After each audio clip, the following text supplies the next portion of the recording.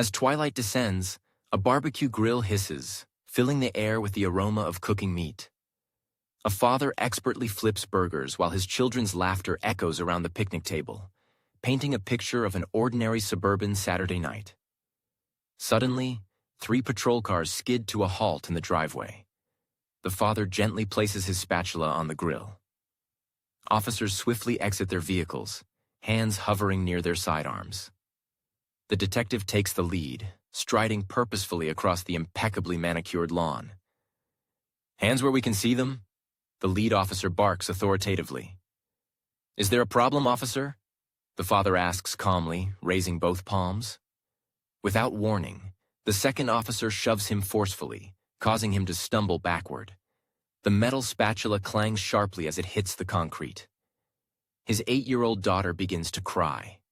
The officer's hand instinctively drops towards his holster. The father's gaze locks onto the badge number, and his body language subtly shifts.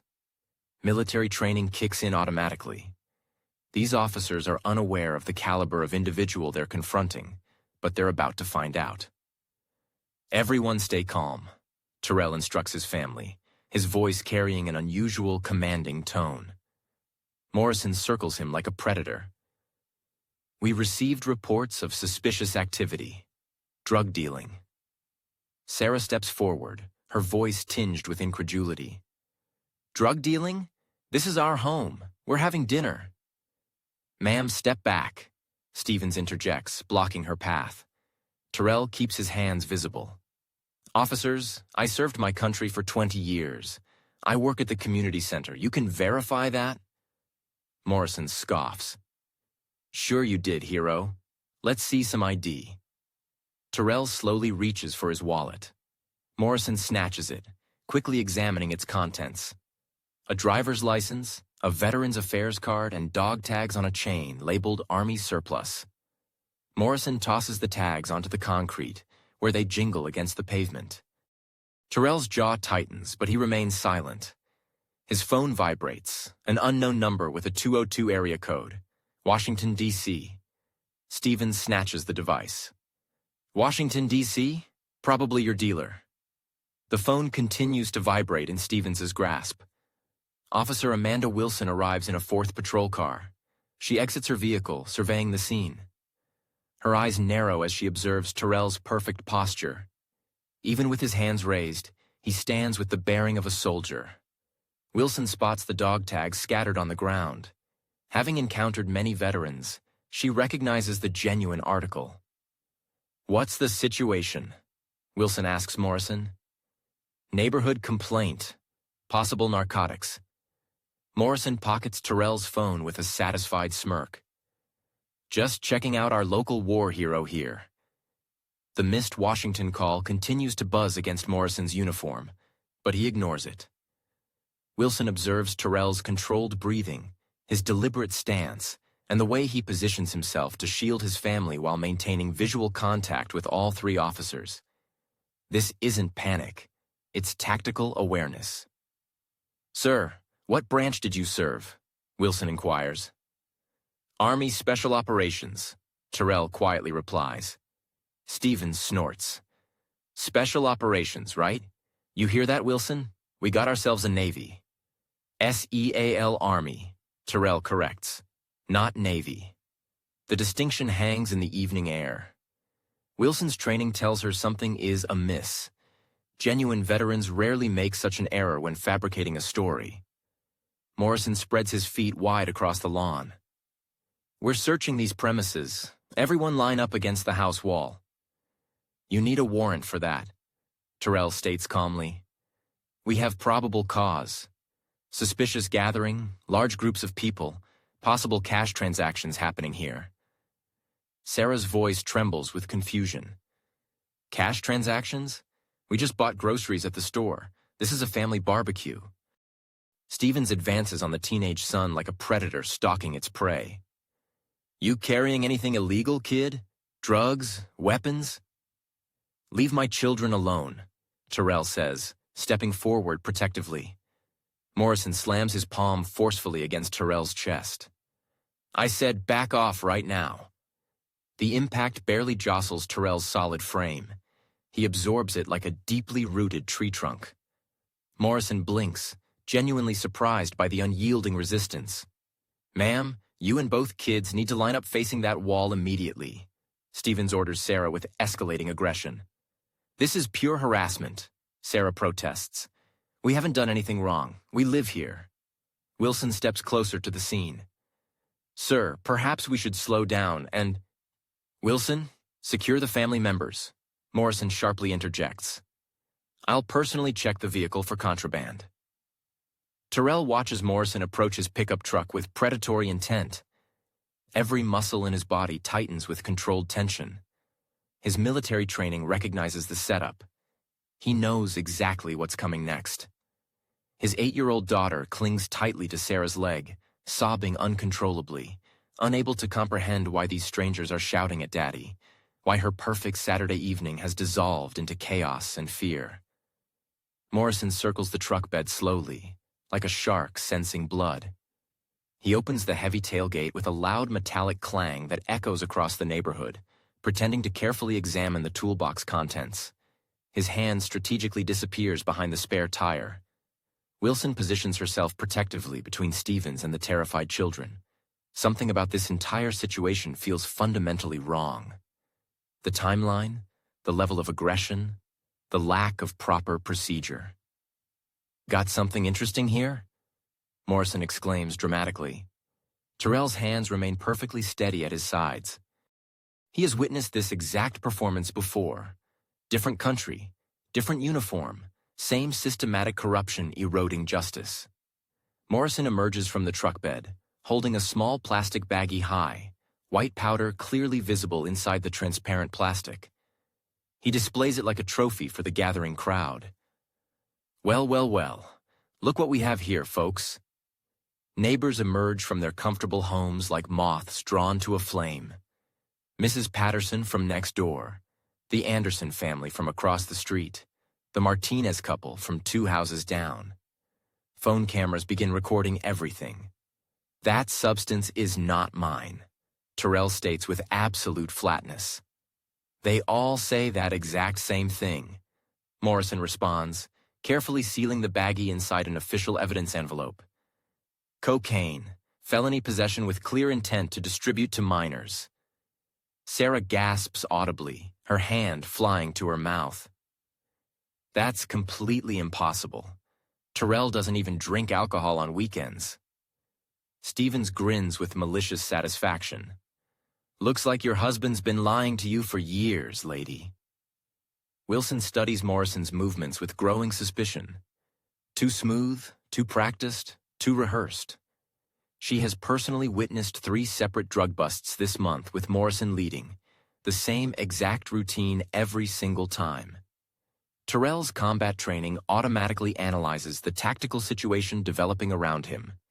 3 armed officers, a growing crowd of civilian witnesses, planted evidence now in official custody, his innocent family directly in the potential line of fire.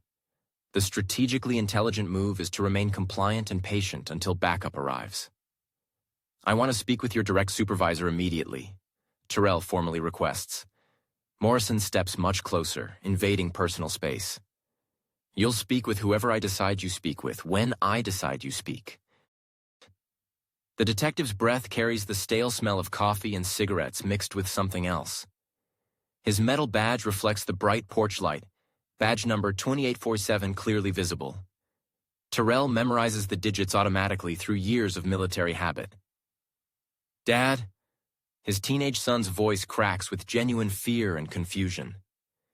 "It's going to be okay, Marcus. Stay close with your mother and sister."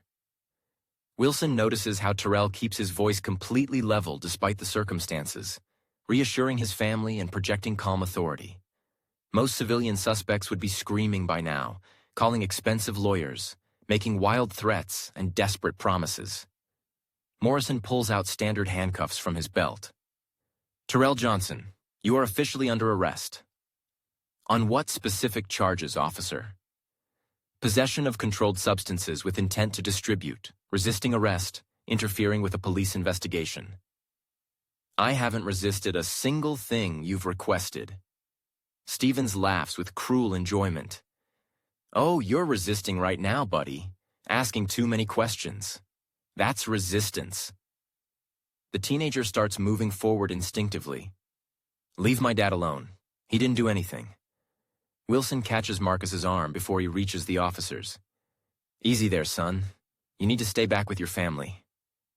Morrison roughly yanks Terrell's arms behind his back. The metal handcuffs click into place with completely unnecessary force, the cold steel biting deeply into his wrists, deliberately tight. You have the right to remain silent. Morrison begins reciting Miranda rights in a bored, mechanical monotone. Sarah's voice breaks completely. Terrell, what are we supposed to do now? Call my brother David immediately. Tell him exactly what happened here tonight. Get our family lawyer on the phone. Anything you say can and will be used against you in a court of law. Morrison continues the required recitation. The crowd of neighbors continues growing larger by the minute, more phones recording from multiple angles. Mrs. Patterson shakes her head in complete disbelief. The Johnson family has lived peacefully in this neighborhood for 5 solid years, model citizens. Terrell regularly helps elderly residents carry their heavy groceries.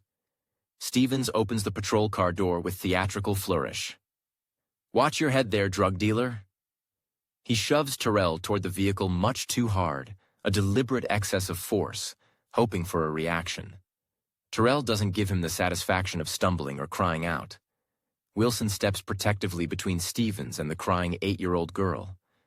Her own military service in Iraq taught her to recognize real soldiers versus weekend warriors. This man moves with genuine special forces precision and discipline.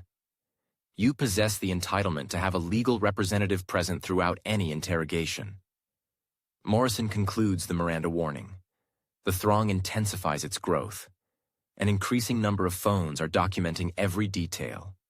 This particular footage is unequivocally destined for online upload within the forthcoming hours. Terrell casts a final glance back at his profoundly distraught family. Sarah clasps both children tightly against her physique.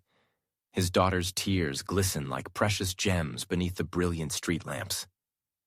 Recall the lessons I imparted to you both about maintaining resilience during trying periods, he conveys to them.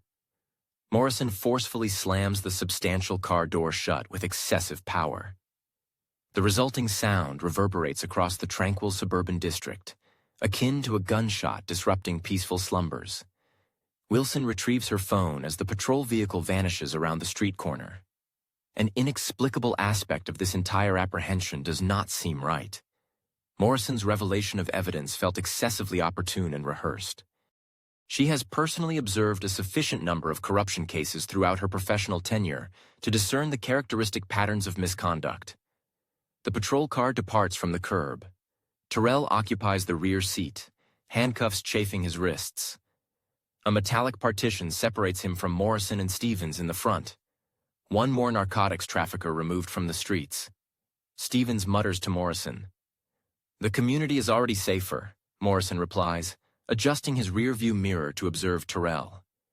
Through the window, Terrell perceives his family still standing on the lawn. Sarah holds both children closely. His daughter's face is streaked with tears. Marcus stands rigidly, fists clenched at his sides. The neighbors persist in filming with their phones. Mrs. Patterson converses rapidly with someone on her mobile device. The Anderson family exchanges anxious glances.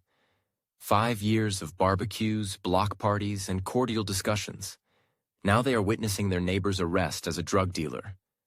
I wager you believed you had it all deciphered, Morrison states, his eyes meeting Terrell's in the mirror. Terrell offers no retort.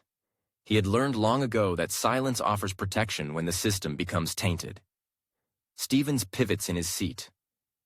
Has the cat got your tongue, hero? Not so formidable without your fabricated military narratives. The handcuffs penetrate deeper into Terrell's skin. He subtly shifts his posture, endeavoring to alleviate the pressure. Morrison observes this in the mirror. A bit too constricting back there. You should have considered that before engaging in drug dealing. I have never in my life touched narcotics, Terrell states softly. Reserve that for the judge, Stevens laughs. We discovered the evidence in your truck. The radio crackles to life. Dispatch reports a domestic disturbance on the opposite side of town. A typical Saturday evening in Dallas. Families arguing. Individuals making errors. Lives disintegrating in predictable sequences. Terrell scrutinizes the officer's body language. Morrison's self-assured demeanor. Stevens' casual cruelty. They have executed this before. The fabricated evidence. The hurried Miranda warning. The undue force employed during the arrest. How many other families have you annihilated? Terrell inquires. Morrison's eyes briefly flash in the mirror. What did you utter? Nothing. That sounded like an accusation presented to me. Stevens grins. Perhaps we should append threatening a police officer to his existing charges. The patrol car enters the station's parking facility. Bright fluorescent illuminations inundate the interior. Other officers perambulate between vehicles, either concluding their shifts or commencing new ones. Morrison parks near the rear access. End of the line, dealer. Stevens opens Terrell's door. Out. Move. Terrell carefully steps onto the asphalt. The handcuffs impede his equilibrium. Stevens roughly seizes his arm, tugging him toward the edifice. Walk more briskly. Other officers observe the apprehension. A few acknowledge Morrison and Stevens with a nod. Routine Saturday evening affairs. Another offender processed through the judicial framework. The automatic doors slide open. Inside, the station hums with activity. Telephones ringing, keyboards clattering, officers drafting reports at metallic desks. Johnson Terrell. Morrison announces to the desk sergeant. Drug possession with intent. The desk sergeant lifts his gaze from his paperwork. Gray hair, fatigued eyes. 20 years of processing arrests. Booking room 3 is available. Stevens propels Terrell down a narrow passageway. Fluorescent lights flicker overhead. The aroma of disinfectant and stale coffee permeates the air. Wilson enters the station subsequent to them. She walks deliberately, phone in hand. Her countenance is troubled. In booking room 3, Stevens removes the handcuffs. Terrell's wrists display crimson marks where the metal had abraded his skin. Empty your pockets, Morrison commands. Place everything on the table. Terrell complies. Wallet, keys, a small pocket knife, breath mints, a folded piece of paper containing his daughter's drawing from school. Stevens unfurls the drawing. Stick figures labeled Daddy, Mommy, Marcus, and me. A dwelling with smoke emanating from the chimney. A canine resembling their neighbor's golden retriever. Cute, Stephen remarks, crumpling the paper. Morrison processes the arrest documentation. Name, address, charges. His pen glides swiftly across the forms. Standard operating procedure. Nothing out of the ordinary concerning another drug bust in suburban Dallas. Be seated and remain silent, Stevens instructs Terrell, indicating a metallic chair.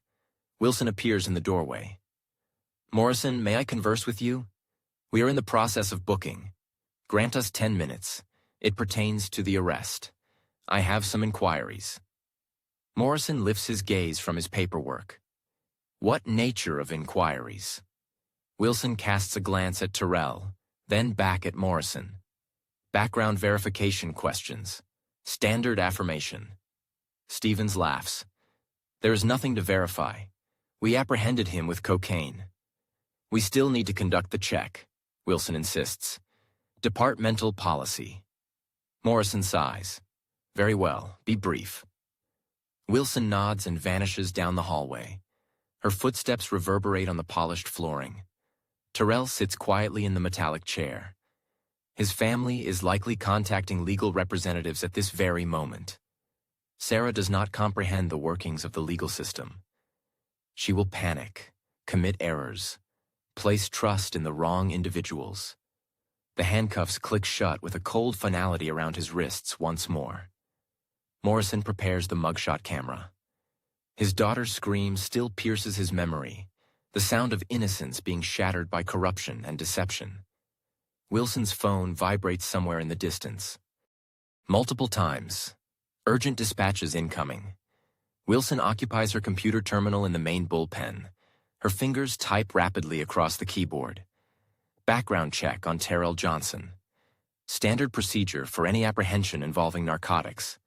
The system loads sluggishly. Saturday night servers invariably operate at a reduced pace. She inputs his social security number, date of birth, current address. Fundamental information from Morrison's arrest report. The screen flickers. Data commences populating fields across numerous databases. Criminal history. None. A clean record. Employment history.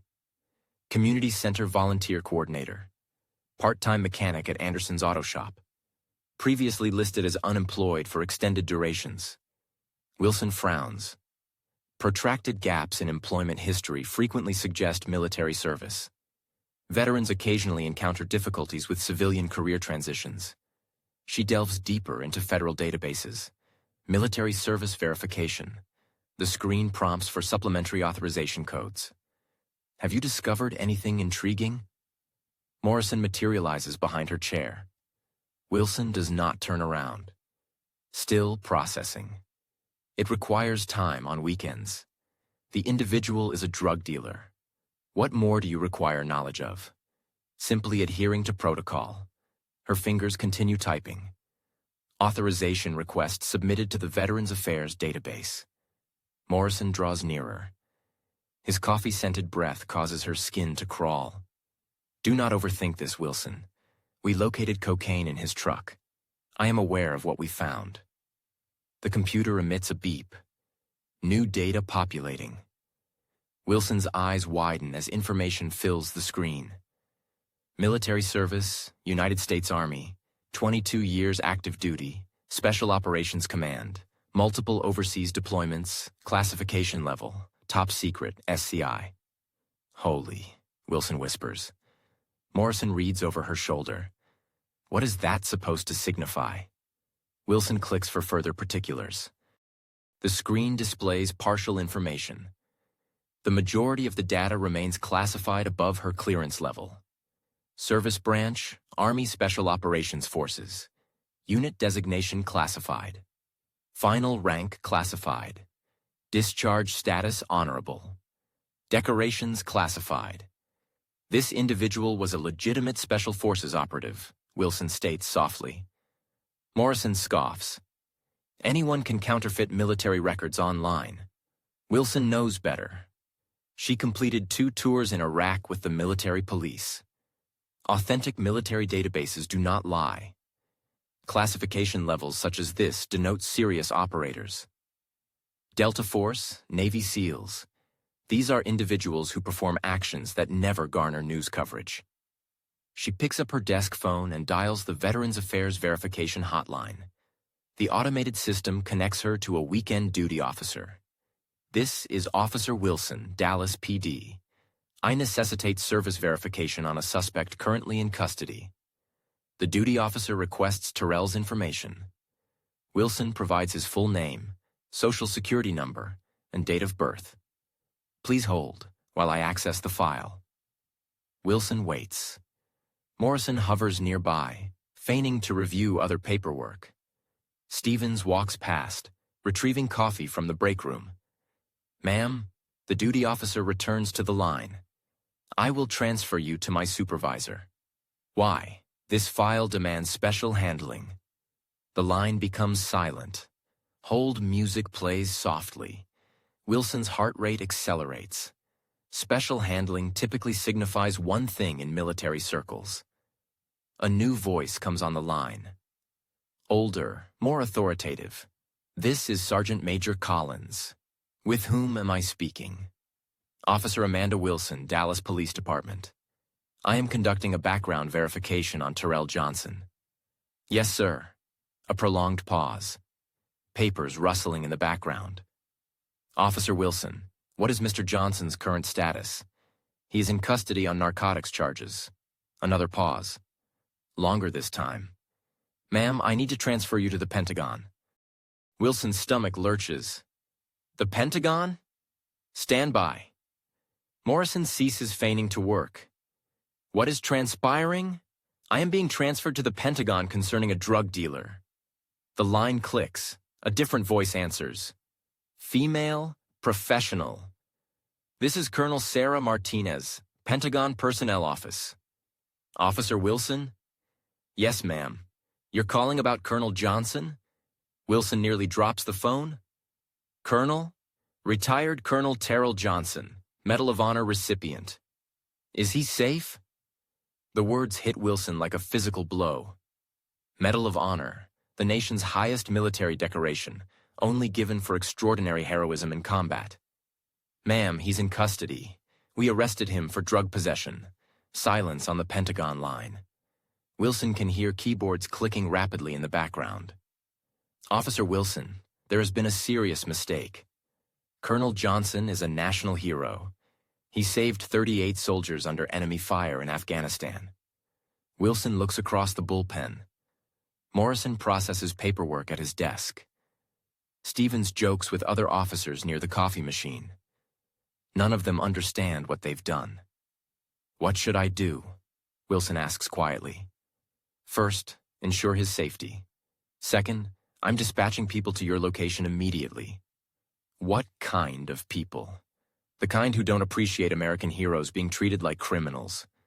The line goes dead. Wilson stares at the phone receiver. Her hands shake slightly. Morrison approaches her desk again. Well, what did they say? Wilson looks at him carefully. Morrison has been planting evidence for months. She's suspected but never had proof. Internal Affairs investigated him twice without success. They're verifying his service record. She lies smoothly. Good. Probably find out he's a stolen valor case. Wilson nods absently. Her mind races through possibilities. If Terrell Johnson really is Medal of Honor recipient, this arrest will destroy careers. Morrison's career, Stevens' career, possibly her own if she doesn't act quickly. She opens a new browser window and searches Medal of Honor recipients. The official website loads. She scrolls through recent recipients. Afghanistan war heroes. Iraq war heroes. There, Terrell Johnson. A photograph shows him 20 years younger wearing Army dress uniform. The Medal of Honor hangs around his neck. President Obama shakes his hand in the White House ceremony. The citation reads, "For conspicuous gallantry and intrepidity, at the risk of his life above and beyond the call of duty while serving as company commander. Delta Force during combat operations against enemy forces in Kandahar Province, Afghanistan." Wilson's blood runs cold. Delta Force, the most elite special operations unit in the American military. Morrison planted drugs on a Delta Force Medal of Honor recipient. Her phone buzzes with a text message from an unknown number. Package confirmed.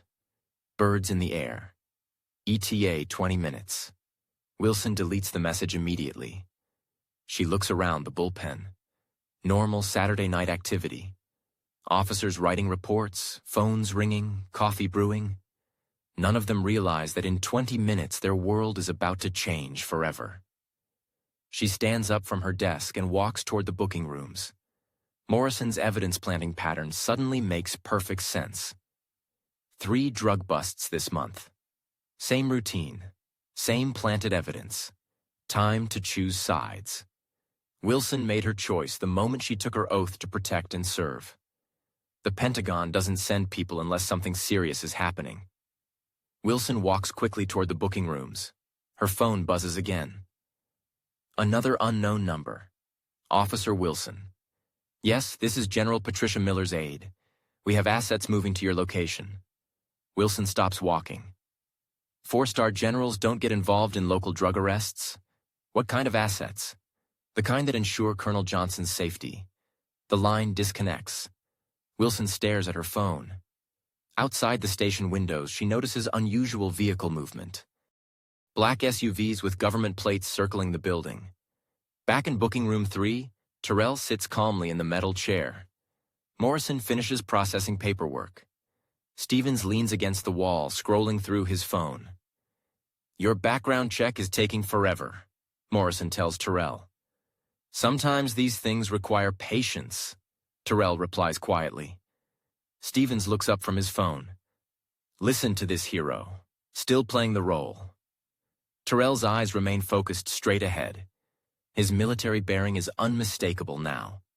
Perfect posture despite handcuffs, controlled breathing, alert awareness of his surroundings. Morrison grows impatient. Wilson should have found something by now. Maybe there's nothing to find, Stevens suggests. There's always something outside. More vehicles arrive. Engines idle in the parking lot. Footsteps move across asphalt. Radio chatter increases from the main dispatcher. Wilson appears in the doorway. Morrison, can I speak with you privately? Morrison sighs. What now? It's about the background check results. They step into the hallway. Wilson lowers her voice. His military service is legitimate. So what? Doesn't change the drugs in his truck. Wilson chooses her words carefully. His service record shows special classifications. What kind of classifications? The kind that require Pentagon verification. Morrison's confidence wavers slightly. Pentagon. I had to call them for clearance confirmation. In the booking room, Terrell hears fragments of their conversation. Pentagon verification. Special classifications. The system is starting to understand who they're dealing with. Stevens remains oblivious, still scrolling through social media. How long does this booking process take? Depends on the circumstances, Terrell answers. What circumstances? Terrell doesn't respond. He listens to radio chatter from the main dispatcher. Multiple units receiving new assignments.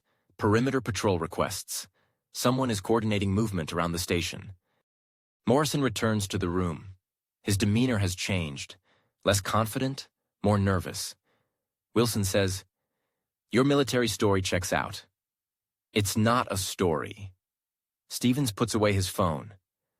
Big deal. Lots of people serve. Morrison looks at Terrell more carefully. The man's stillness, his tactical awareness, the way he positions himself even while handcuffed. What unit did you serve with? Morrison asks. Special Operations Command. Be more specific. Terrell meets his eyes. The kind of unit that doesn't discuss specifics. Outside, diesel engines rumble closer. Heavy vehicles moving into position. Wilson peers through the window blinds. Military transport trucks, communication vans, personnel carriers. Her phone buzzes with another message. Perimeter established, awaiting final authorization. Morrison notices the increased activity outside. Lot of traffic tonight. Wilson nods. Saturday night in Dallas. But this isn't normal Saturday night traffic. This is a carefully coordinated military operation. Terrell finally speaks. I'm entitled to one phone call. Morrison hesitates. Something about the man's tone demands respect. Yeah, sure, one call. Wilson escorts Terrell to the interrogation room. The space is small and windowless. Metal table bolted to the floor. 2 chairs facing each other. Recording equipment mounted in the corners. Sit here, Wilson says, indicating the chair facing the door. Terrell settles into position. Even handcuffed, his posture remains perfectly straight. Wilson notices how he immediately assesses sight lines and exit routes. Professional habit. Morrison enters carrying a legal pad and pen. Stevens follows, closing the door behind them. Before we begin, Wilson says, Mr. Johnson is entitled to his phone call. Morrison sets down his notepad. Fine. One call. Make it count. He unlocks one handcuff so Terrell can use the desk phone. The receiver feels cold in Terrell's hand. He dials from memory. A number most people don't know exists. The line connects after 2 rings. Pentagon Emergency Services. This is Colonel Terrell Johnson, service number 5549-2163-8844. I need to speak with General Miller's office. Morrison rolls his eyes. Pentagon Emergency Services. Right. The operator's voice becomes sharp and professional. Colonel Johnson, please hold. Classical music plays briefly. Then a familiar voice comes on the line. Terry. Jesus Christ. Where are you? Morrison leans forward, trying to listen. The voice on the phone sounds genuinely concerned. Authoritative. I'm in custody at Dallas Police Department. General, there's been a misunderstanding. What kind of misunderstanding? Someone planted narcotics in my vehicle. My family witnessed the arrest. Silence on the Pentagon line. Papers rustling in the background. Are you injured? Negative. But they're treating this as a legitimate drug possession case. Stand by, Terry. Do not say anything else until our people arrive. Morrison reaches for the phone. That's enough. General, they're cutting the line. Roger that. Help is coming. Morrison hangs up the phone. Pentagon Emergency Services. You're good. I'll give you that. Stevens laughs. Academy Award performance. Me Award. Wilson studies Terrell's demeanor. The phone call didn't sound like theater. The voice on the other end knew personal details, used military terminology correctly. Who was that really? Wilson asks. General Patricia Miller, 4 stars. She commanded my unit in Afghanistan. Morrison scoffs. 4-star generals don't take random phone calls from drug dealers. They do from Medal of Honor recipients. The words hang in the small room. Medal of Honor. Morrison's confidence cracks slightly. Stevens leans back in his chair. Medal of Honor, sure you do. Terrell looks directly at Morrison. Operation Steel Thunder, Kandahar Province. September 15, 2009. 41 soldiers trapped behind enemy lines. I led the extraction team. The specific details sound authentic. Military precision. No hesitation or uncertainty. Anyone can memorize dates and places, Morrison says, but his voice lacks conviction. 38 men came home alive that day. 3 didn't make it. Sergeant Michael Torres, Corporal David Kim, Private First Class James Wilson. Wilson's head snaps up. James Wilson. Your brother? Wilson's face goes pale. How do you know about my sibling? They were part of my unit, a formidable soldier, rescued 2 injured individuals before an IED claimed their life. Tears well up in Wilson's eyes. Her brother perished in Afghanistan 8 years prior. She never discusses him at work, never alludes to his service or bravery. He carried pictures of his younger sister. The police academy graduation speech mentioned her desire to also serve her country. Wilson's hands tremble. Those specifics are not public knowledge. Military casualty reports do not contain family photographs. Morrison senses the change in atmosphere. Wilson, don't let him sway you. But Wilson distinguishes manipulation from genuine recollection. This individual knew her brother personally, knew details only fellow soldiers would recall. James constantly spoke of home, Terrell continues. He said his sister Amanda was tougher than most Marines. Desired to make the world a safer place. Wilson wipes her eyes. He uttered that daily. He was proud of you. The interrogation room falls silent. The air conditioning cycles on and off. Fluorescent lights hum overhead. Morrison realizes he's losing command of the situation. Enough family anecdotes. Let's discuss the cocaine in your vehicle. Terrell redirects his attention to Morrison. You fabricated that evidence. Prove it. I don't have to. The individuals on their way will prove it for me. Stevens checks his watch. What individuals? Through the walls, they hear increased activity in the main station. Multiple conversations. Phone calls. Urgent movement. Terrell smiles for the first time since his apprehension. Old companions. They dislike it when brethren are mistreated. Wilson rises from her chair. Morrison, we need to postpone the booking procedure. Why? Pending verification of his military claims. Morrison slams his hand on the metal table. This is We Discovered Drugs. End of story. Standard protocol requires verification when suspects assert government clearance. Stevens appears bewildered. Government clearance. Wilson gestures towards Terrell. His Pentagon contact seemed legitimate. We need to cover our bases. Morrison observes Terrell's calm demeanor. The man sits as if awaiting dinner guests. No anxiety, no desperation, complete self-assurance. Fine. A 1-hour delay. Then we book him irrespective. Wilson unlocks the handcuffs. Mr. Johnson, you will await in holding cell number 2. Terrell rubs his wrists where the metal left red marks. Thank you, Officer Wilson. She guides him down a brief hallway to the holding area. A clean cell with a bench and small sink. Superior to the interrogation room. Your brother was a good man, Terrell states softly as she locks the cell door. Thank you for serving alongside him. Wilson walks back towards the main station. Her phone vibrates with another message. Final verification complete. Assets in position. Assets in. She deletes the text immediately. In the bullpen, Morrison paces near his desk. Stevens retrieves more coffee from the break room. The Saturday night shift continues around them. Other officers process routine arrests, domestic disturbances, public intoxication, typical police duties. Morrison checks his watch. 1 hour.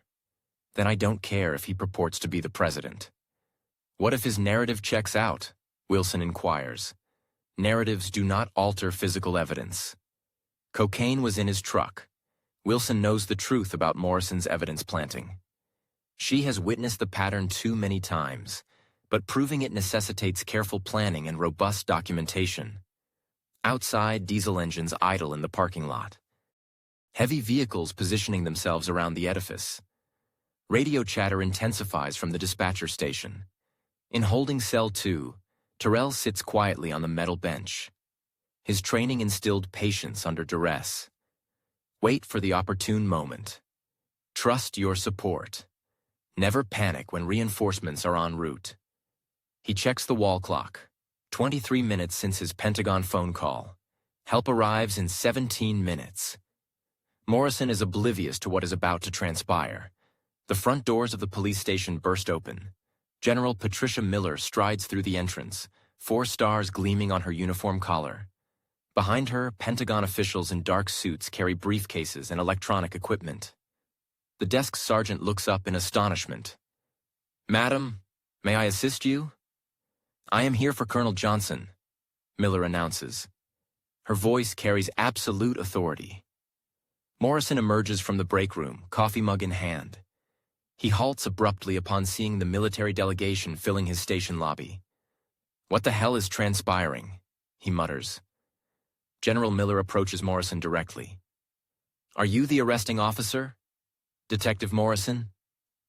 And you are? General Patricia Miller, United States Army. I understand you have one of my soldiers in custody. Stevens appears beside Morrison, eyes wide. Your soldier? Miller's aide opens a briefcase and retrieves official documents. Colonel Terrell Johnson, Medal of Honor recipient, currently being held on fabricated drug charges. Morrison's face flushes red. Fabricated? We discovered cocaine in his truck. Detective Morrison, you made a grave error tonight. The aide connects a laptop to the station's main display screen. High-definition video begins playing. Combat footage from Afghanistan recorded through military helmet cameras. The screen displays a devastating firefight. Enemy fire emanating from multiple directions. American soldiers pinned down behind damaged vehicles. Explosions rocking the desert landscape. Operation Steel Thunder. Miller narrates September 15, 2009. 41 soldiers trapped behind enemy lines. The footage shows a figure in combat gear moving through enemy fire, impossibly brave, dragging wounded soldiers to safety one by one, taking enemy fire while shielding others with his own body. Wilson recognizes the figure immediately.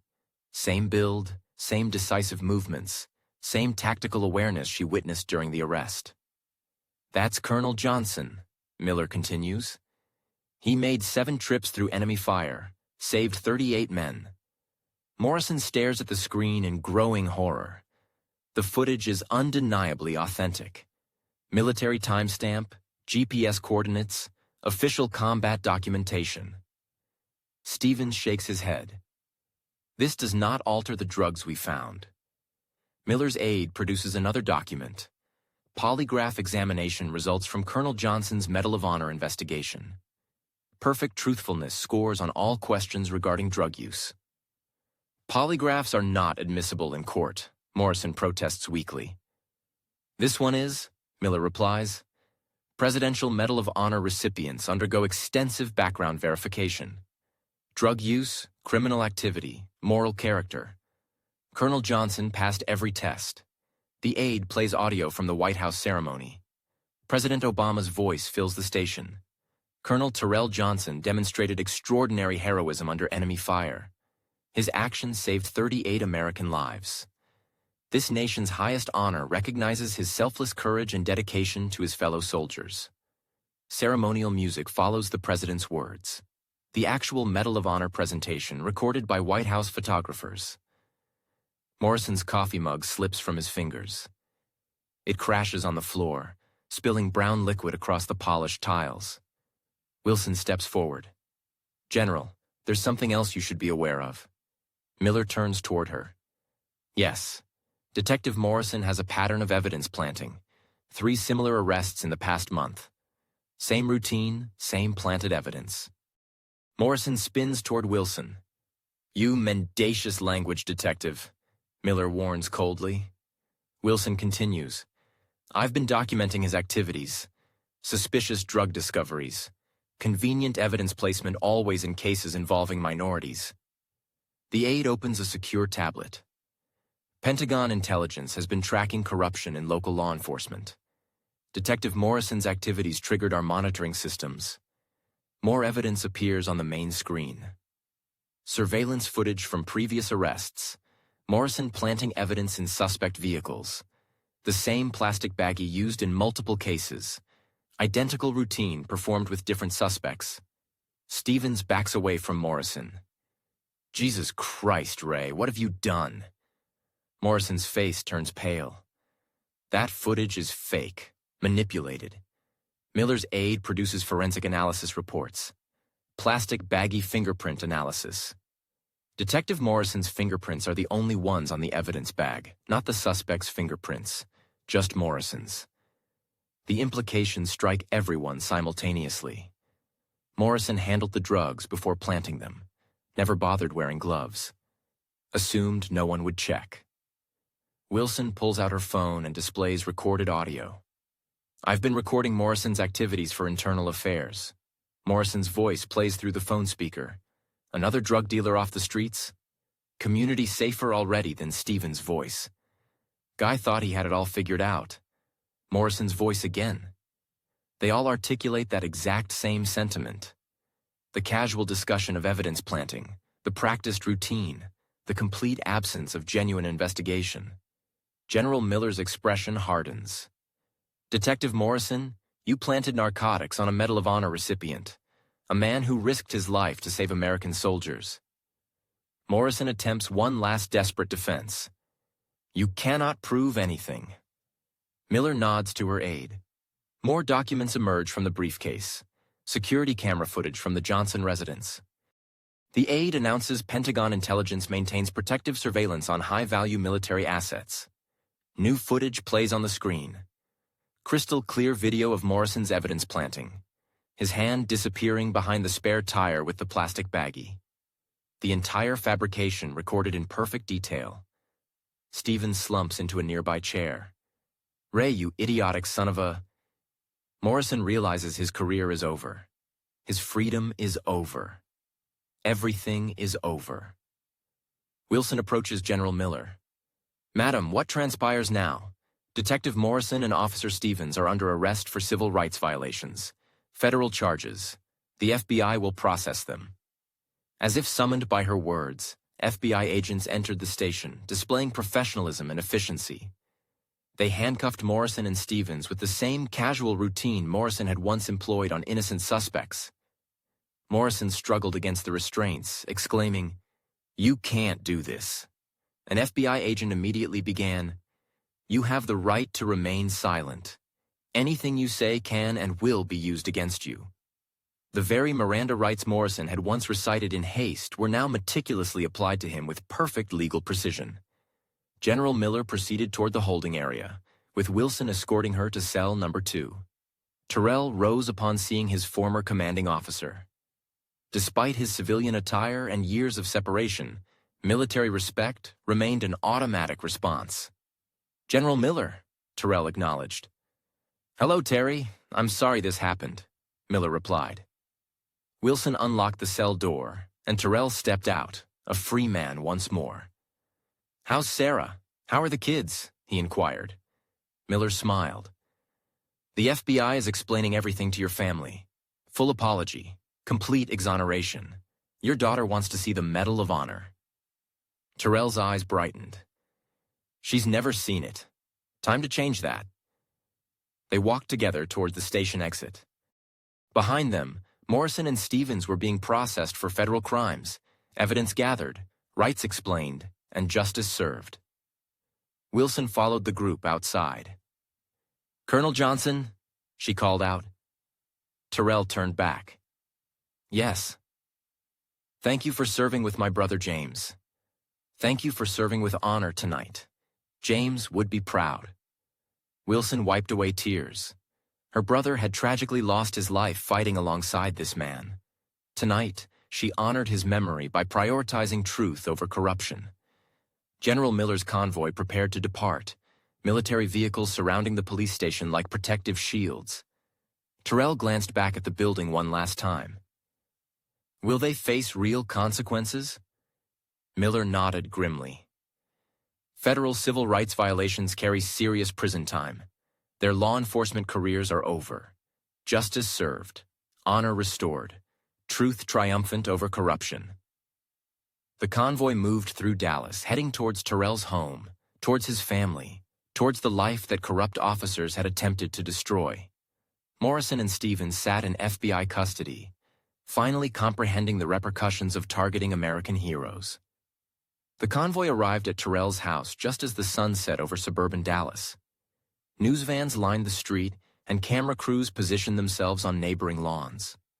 Word spread rapidly when Medal of Honor recipients were vindicated. Sarah rushed from the front porch before the vehicles came to a complete stop, throwing her arms around Terrell's neck, tears streaming down her face. "I knew they were wrong," she whispered. "I always knew." Marcus and his 8-year-old sister cautiously emerged from the house, having spent hours watching their neighborhood fill with reporters and government officials. Terrell knelt to his daughter's eye level. "I'm sorry you had to see Daddy get arrested, sweetheart. The bad policemen lied about you," she asserted with absolute certainty. "Yes, they did. But good people made sure the truth came out." General Miller approached the family gathering, carrying a small wooden box with brass hinges. "I thought you might want to show your children something special," Miller said, offering the box to Terrell. Inside, nestled in blue velvet, lay the Medal of Honor, America's highest military decoration, a 5-pointed star suspended from a blue ribbon. The inscription read, "For conspicuous gallantry and intrepidity, at the risk of life above and beyond the call of duty." Terrell's daughter gasped. "It's so pretty, Daddy."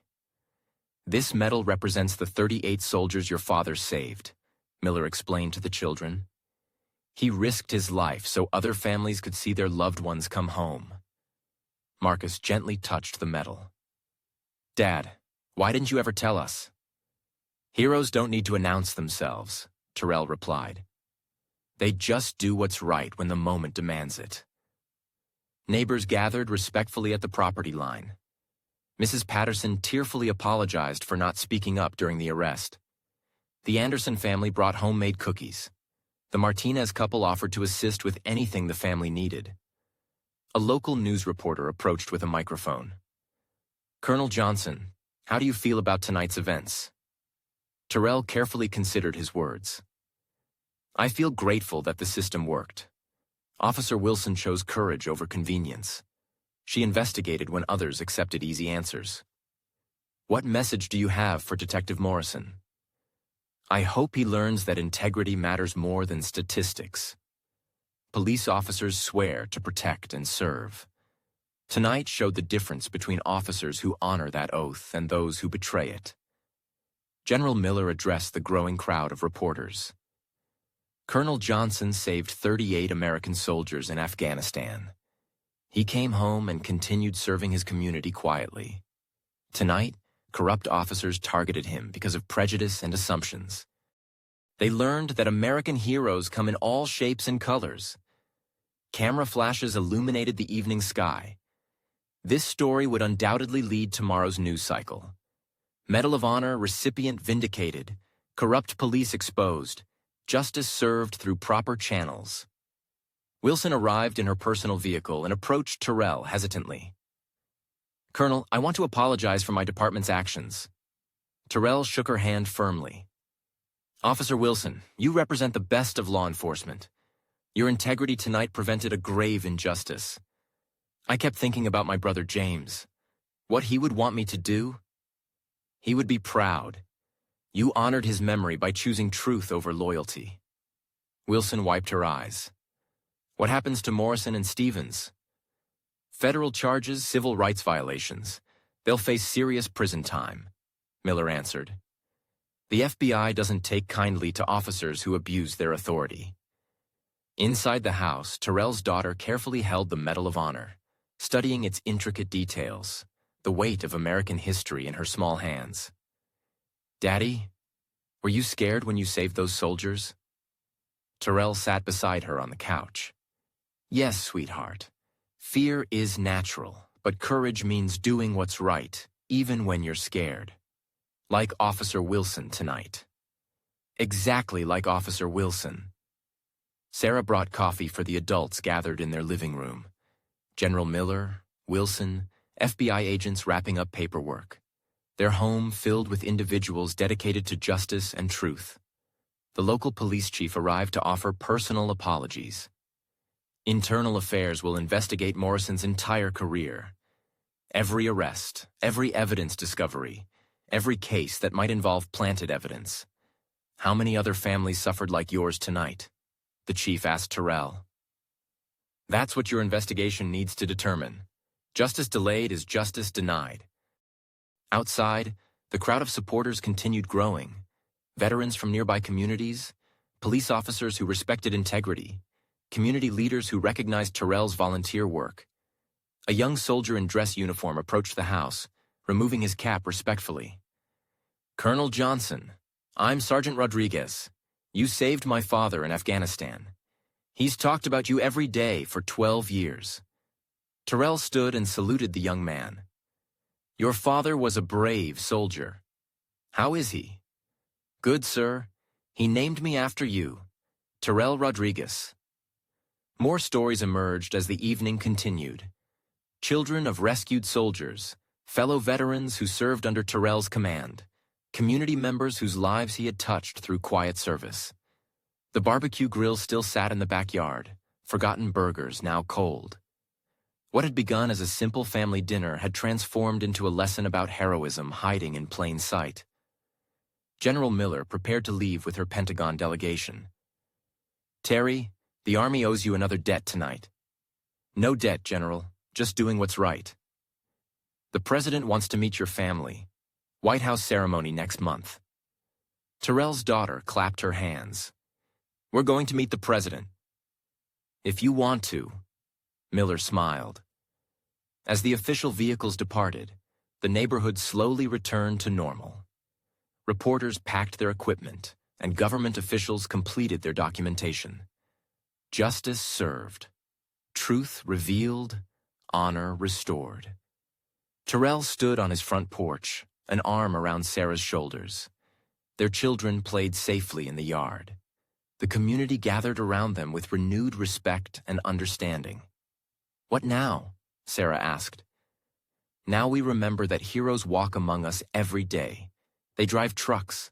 They volunteer at community centers. They serve quietly without seeking recognition. True heroes don't wear uniforms or demand respect. They earn it through character, service, and sacrifice. Tonight proved that dignity transcends appearance, and justice ultimately prevails when good people choose courage over comfort. The American dream lives on in families like the Johnsons, in communities that stand together against injustice, in the simple truth that heroism comes in all forms, waiting quietly for the moment when it's needed.